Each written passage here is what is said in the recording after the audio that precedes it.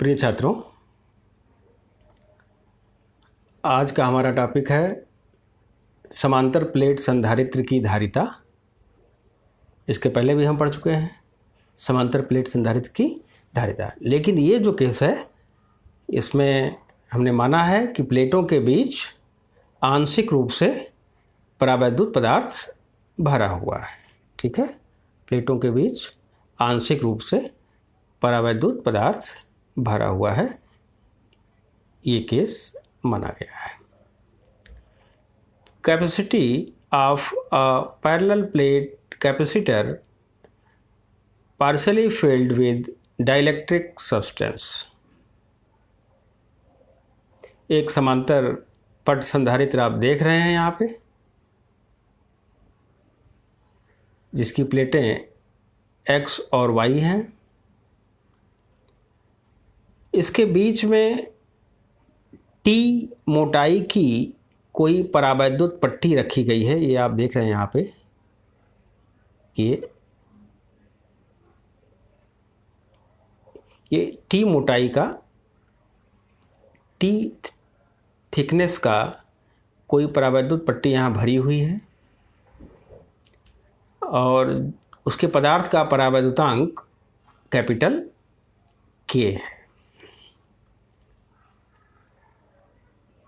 इस स्थान पे तो परावैद्युत पट्टी है और ये जो स्थान है यहाँ क्या है, यहाँ पर निर्वात या वायु है।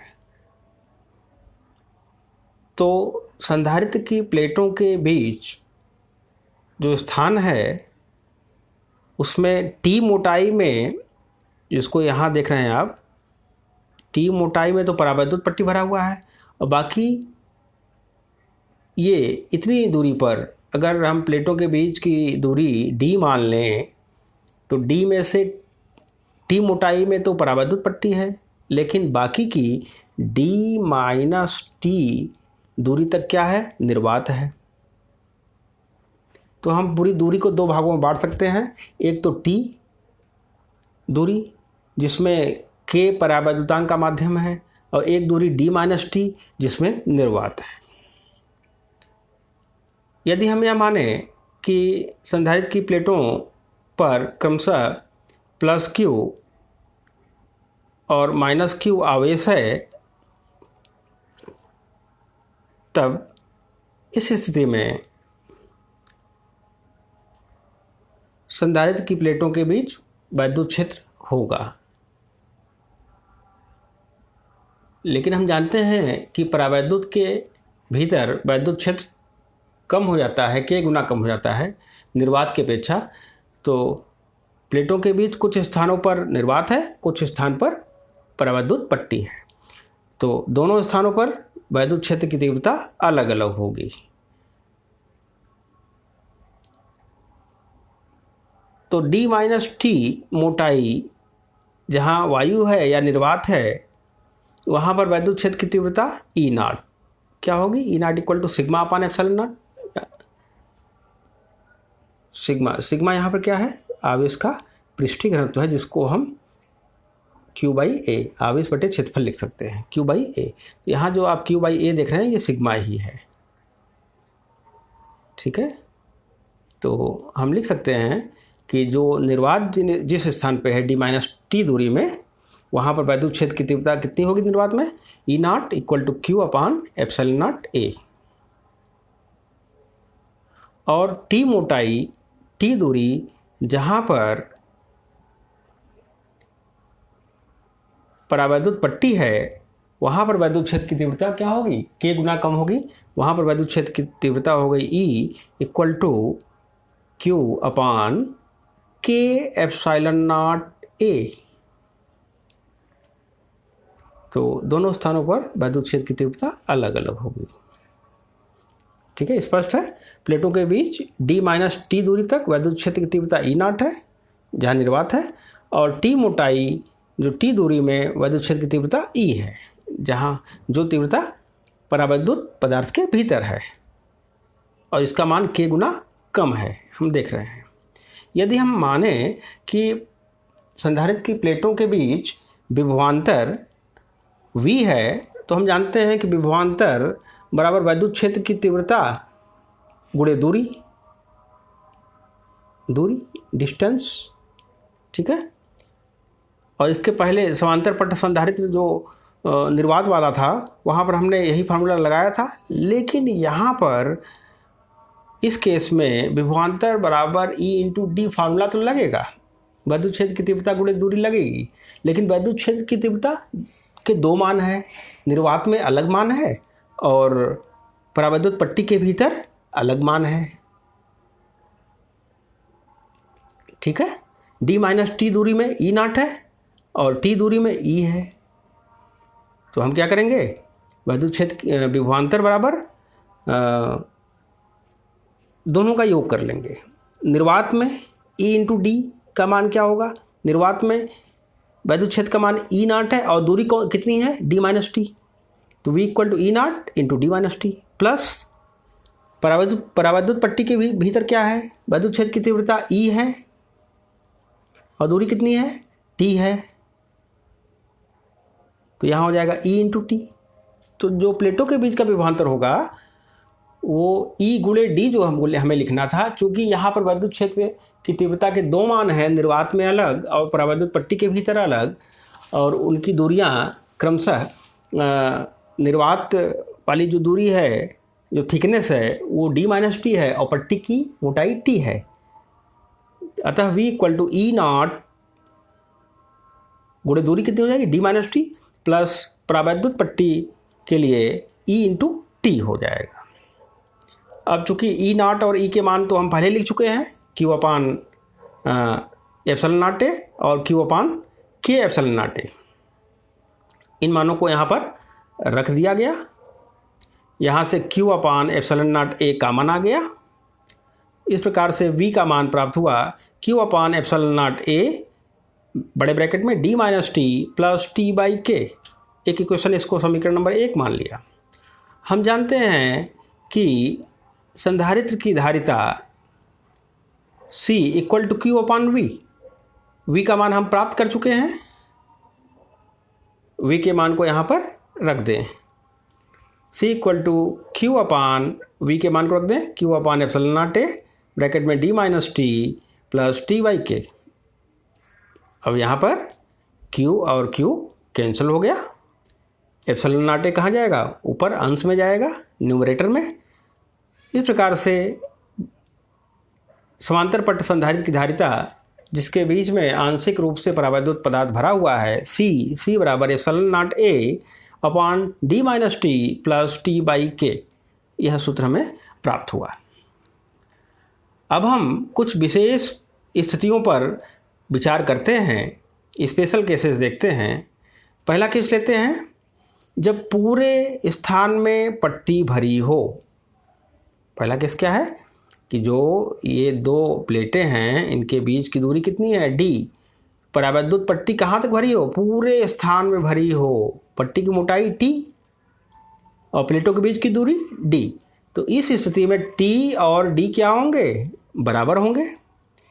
तो अगर इस मान को हम समीकरण नंबर 2 में यहाँ पर रख दें तो D माइनस टी, चूँकि T और D बराबर हैं अतः ये शून्य हो जाएगा, और T के स्थान पर यहाँ पर क्या रखेंगे, D रखेंगे, तो क्या फार्मूला आ जाएगा, एप्सिलॉन नॉट के ऊपर आ जाएगा, C equal to K epsilon naught A upon D, C equal to K epsilon naught A upon D.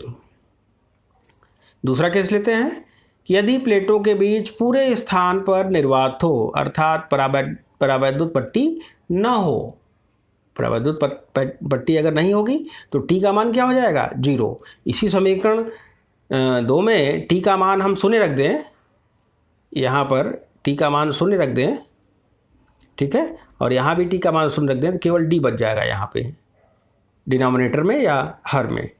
तो ये वैल्यू हो जाएगी C equal to epsilon naught, C equal to इतना आ जाएगा, C equal to epsilon naught A upon D, C equal to epsilon naught A upon D, यह मान प्राप्त हो जाएगा।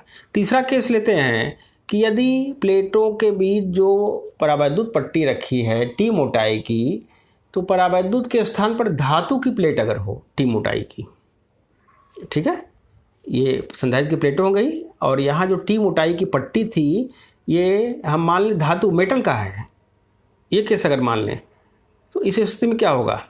हम जानते हैं कि मेटल के लिए के का मान इनफाइनाइट होता है, के इक्वल टू इनफाइनाइट, ठीक है।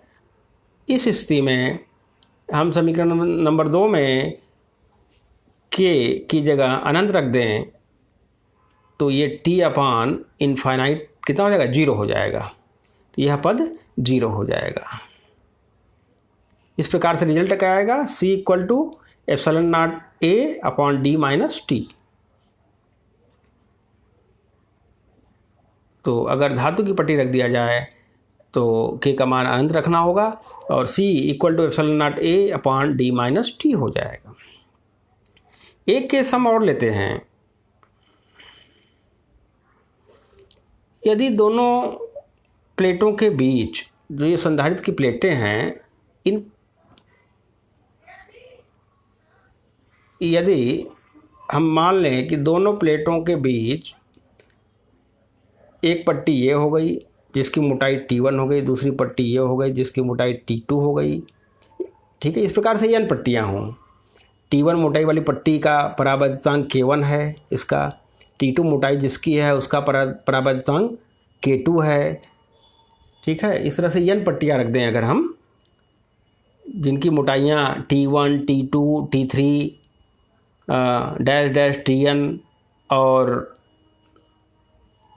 उनके परावैद्युतांक क्रमशः K1, K2, K3 dash dash Kn हो, तब संधारित्र की धारिता क्या होगी। ऐसी स्थिति में इस समीकरण में हम समीकरण नंबर 2 जो है हमारा C equal to epsilon naught A upon D minus, यहाँ हम देखें डी माइनस, अब पट्टी कई सारी हैं तो डी माइनस ब्रैकेट में T1 plus T2 plus T3 plus dash dash dash plus Tn plus T by के की जगह हो जाएगा T1 by K1 plus T2 by K2 plus dash dash dash plus Tn by Kn हो जाएगा, ठीक है। तो यहाँ पर देख रहे हैं हम कि C equal to epsilon naught A upon D minus T जहाँ पे था वो हो जाएगा डी माइनस ब्रैकेट में T की जगह हम क्या रखेंगे T1 plus T2 plus dash dash dash plus Tn और प्लस T बाई के जहाँ पे था वहाँ पे हो जाएगा T1 by K1 plus T2 by K2 plus dash dash dash plus Tn by Kn। इसी में अगर एक कंडीशन और जोड़ दें कि परावैद्युत पट्टियाँ इस प्रकार से भरी हों, n पट्टियाँ कि पूरे स्थान को भर दें, मतलब कोई स्थान खाली ना हो। फिर से देख लेते हैं इसे, ये प्लेटें हो गई संधारित्र की, एक इसमें एक T1 मोटाई की पट्टी, ये T1 मोटाई वाली, फिर ये T2 मोटाई वाली, ये T3 मोटाई वाली, इस प्रकार से n पट्टियाँ हों और पूरा जगह भर जाए परावैद्युत से, कोई भी स्थान खाली ना हो। तो इसका मतलब कोई भी स्थान खाली नहीं होगा तो क्या होगा, T1 प्लस T2 सबका योग क्या होगा, D के बराबर, प्लेटों के बीच की दूरी के बराबर हो जाएगा। तो ऐसी स्थिति में क्या होगा, D equal to T1 plus T2 plus dash dash dash plus Tn। तो यहाँ पर देखिए T1 plus T2 plus dash dash इसका मान D के बराबर आएगा, तो D माइनस और ये मान भी D हो जाएगा, तो D माइनस D ये 0 हो जाएगा। इस प्रकार से C इक्वल टू मान इतना आएगा, C equal to epsilon naught A upon T1 by K1 plus T2 by K2 plus dash dash dash plus Tn by Kn। इस प्रकार से हमने आज समांतर प्लेट या समांतर पट्ट कह सकते हैं, समांतर पट्ट संधारित्र की धारिता के बारे में समझा, जबकि उसके प्लेटों के बीच आंशिक रूप से परावैद्युत पदार्थ को भरा गया हो। उसके लिए हमने सूत्र ज्ञात किया, ठीक है, और फिर हमने विशेष स्थितियों पर बात की कि जब पूरे स्थान में परावैद्युत भरा हो क्या होगा, जब परावैद्युत न हो उस स्थिति में क्या होगा, और तीसरा केस लिया कि जब परावैद्युत पदार्थ के स्थान पर कोई धातु का टी मोटाई का टुकड़ा हो तो ऐसी स्थिति में धारिता क्या होगी, और एक केस हमने और लिया कि अगर n प्लेटें हों परावैद्युत पदार्थ की जिनकी मोटाइयाँ T1 T2 dash dash Tn हों और उनके पराबद्यतांक K1 K2 dash dash Kn हों, तो इस स्थिति में जो संधारित्र है समांतर पट्ट संधारित्र, उसकी धारिता क्या होगी। तो आज के लिए बस इतना ही। धन्यवाद।